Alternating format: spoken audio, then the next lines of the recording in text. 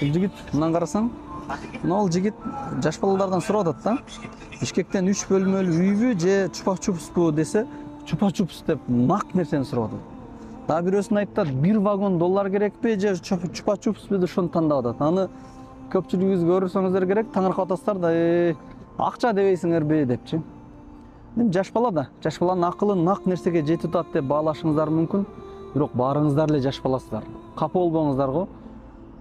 Бул дүйнөдөгү 1 бөлмөлүү квартирабы же түбөлүктүү бейишпи деген тандоо алдыңыздар да турса, чупа-чупс тандагандай эле бул дүйнөдөгү квартира деп туруп, ибадаттар таштап атып түнүгүн иштеп атасыздар да. Аллах Таала Кур'анда айткан: "Бал ту'сирунал хаята дуnya вал ахирату хайру ва абqa." Силер бул дүйнөнү ахиретке караганда дүйнөнү артык көрөсүңөр. Бирок ахирет түбөлүктүү жана жакшыраак деген. Ошого кечке дүйнөнүн аркасынан жүрө бербестен, кечке чупа-чупстун аркасынан жүрө бербестен мына балдарга окшопчу. Бул үй жайлар калып кетет.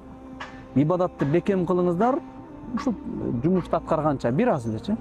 Ахиреттеги бейиштеги бактар, андагы хан сарайлар, андагы неаматтар, калгандарын айтпай эле кое берейин, түбөлүктүү, баарынан жакшы. Куду чупа-чупспу же 10 комнаталык же болбосо 1 вагон долларбы дегендей эле Аллах Таала сиздерге тандоону берип атат. Бул дүйнөдөгү эле үй жайбы же түбөлүктүү, өмүр бою түгөнбөй турган бейишпи депчи.